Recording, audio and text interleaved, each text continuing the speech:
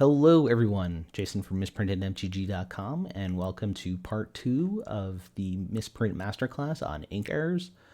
In this episode, we're going to go over some real-life examples of ink errors on actual Magic cards. In the first episode, which I highly recommend you go watch or possibly rewatch, we went over color theory as it applies to offset lithographic printing. We're going to be talking about some of those concepts here when looking at actual cards, so I highly recommend you go refamiliarize yourself with that video. The first card I'm going to show you is actually not a color error at all, it's a miscut. The reason why I'm showing this miscut is this information here on the bottom. It lists out cyan, magenta, yellow, black, and text black. The reason why I'm showing this is because it mentions text black, and I didn't talk about text black in our first video. I only talked about simple black and rich black. Text black is a second application of rich black that is used primarily for the text.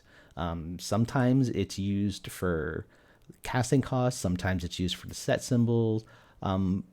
They've changed up what layers exist in text black and which exist in art black.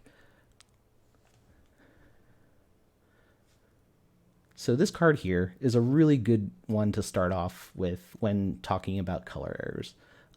I break up color errors into two different categories, additive and subtractive.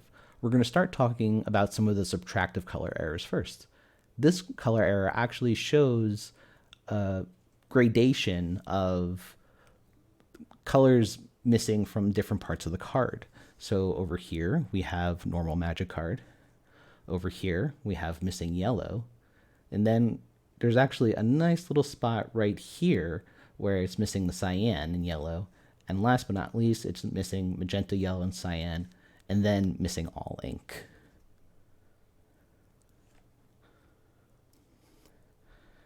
This is what we commonly refer to as an albino. It only has black ink. Here's what the card is supposed to look like.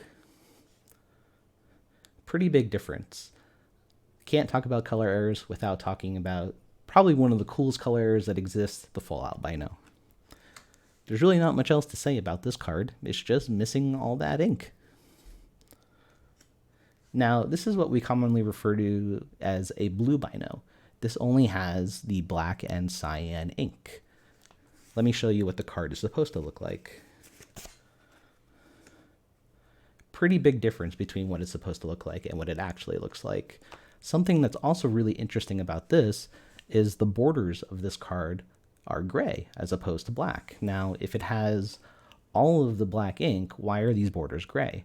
Well, that's because they broke out the black ink into two different passes, and one pass has a 50% gray, which means that if you were to look at this under a microscope, you would see a perfect checkerboard pattern of black dots, and the second layer of black, which never got applied over this, which would have made it full black. Now, remember in the first video when I talked about simple black? This card here is full of simple black. You could actually see the big difference between simple black and rich black by looking at the border and looking at the black frame.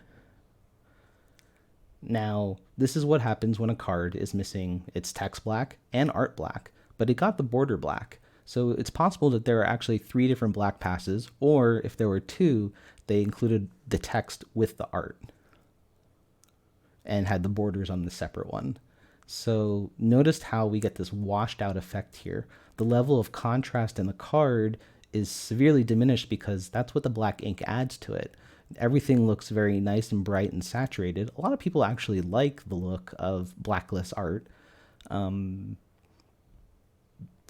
kind of memorize this visual look when you look at ink errors like splotches and blotches, because if you see this reduction in contrast and kind of increase in saturation, you'll know that the black is missing. Now this card here is a beautiful card. It's supposed to look like this. Now, See how it expresses yellow? Well, we can see our yellow and we can see our cyan, so it's pretty easy to deduce that this card is severely deficient in magenta ink.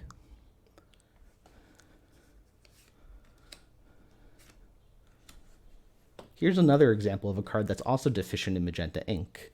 You could see that the card is actually pretty greenish if we were looking at it. That's because it's only got the cyan and yellow inks in it. This is what the card is supposed to look like.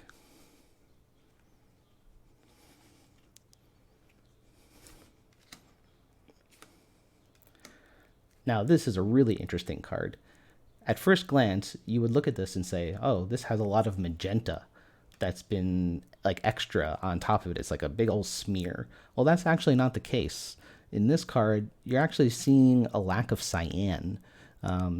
There's not much yellow in it, but there is a little bit because you can see this orangey tone right over here, and we know that magenta and yellow make orange and reds. But the border of the card has this reddish orange hue to it, so we can deduce that cyan is missing from the equation because we know it's supposed to look black. Now, this is a less severe example than the ones that I just showed, but let's pull up a normal card to compare it against. This card here is also deficient in cyan. You can see this pinkish tone, this purplish rather, that is a result of deficiency in cyan. We could also even see the borders or the frame of the card has a little bit of a warmer hue to it than the actual card. That's because those cool tones that were introduced by the cyan are missing from this card. Now, I don't have a comparison card for this, but it would really help because this is a card that's actually deficient in just the yellow. It's got a little bit of a paleness to it. If you are familiar with what the artifact frame is supposed to look like, you'll see that this card actually looks a little dull. Well, that's because it's missing yellow. Here's another card from supposedly the same sheet that's also missing yellow. You can see that rather than that classic red that we experience in our magic frames, it's a little bit pinkish. Well, that's because the only inks present are the cyan and magenta. Now, this is a really good example to show cyan deficiency because it only happened on this right-hand side of the card. So the green here we know is made through cyan and yellow inks. And when the cyan goes away, we just get the yellow. So this strip of ink right here down the right-hand side just has yellow, black, and magenta. Here's the same example on a blue bordered card. Notice how we still have the magenta continuing, but the cyan was inhibited. Now, looking at this card, and based off of what we know, take a guess and see if you can figure out which layer is affected.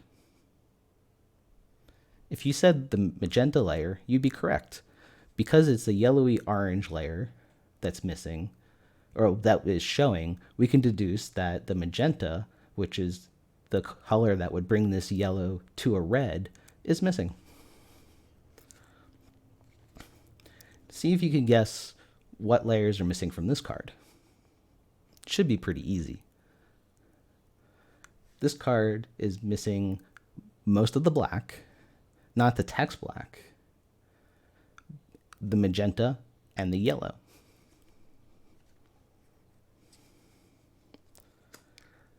This is a really good example that shows how you could inhibit most of the ink, but then have another layer like the text layer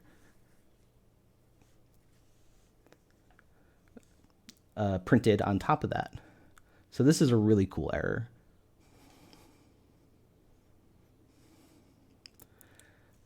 This is a really good example of something blocking the adhesion of one of the layers of ink onto the rest of the card. Because the card looks cyan and nice and blue, it's kind of got like a little bit of a purpley tone to it. we can deduce that there is cyan and magenta here, but it is missing the yellow. Now, that pretty much covers it for our subtractive errors, so let's kind of get into our additives. Here's a really good example to compare these two cards with one another, showing what the normal frame should look like compared to this one, which has an excess of yellow and magenta ink. This is a pretty common smear, and we can see that it's just got a lot of extra cyan on it. People like calling this one the ink slide Leviathan.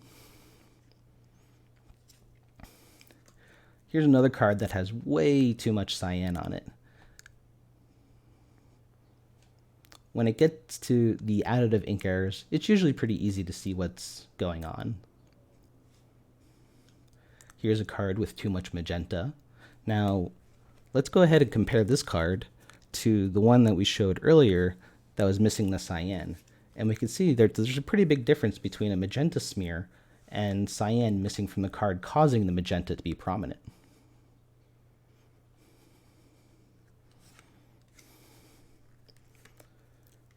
This is a yellow smear, where there's an excess of yellow ink across the entire surface of the card.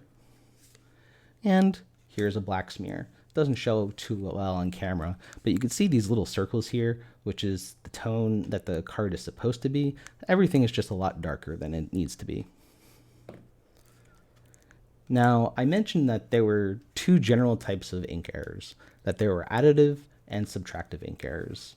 Well, there are also errors that are a combination of both, and printer hickeys are the primary example. We could see here, in the center of the hickey, we have all this magenta ink.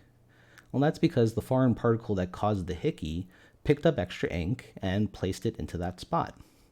It also caused an indentation in the roller blanket, which prevented that magenta ink from adhering to this little circle of the card. So we have a combination of too much ink and not enough magenta. We can see the same thing happening here with this Kumobage Witches. We have black ink where there's not supposed to be black ink. And in the area where the blanket was lifted, we have not enough black ink. So that pretty much covers the second episode of Ink Errors for Misprint Masterclass.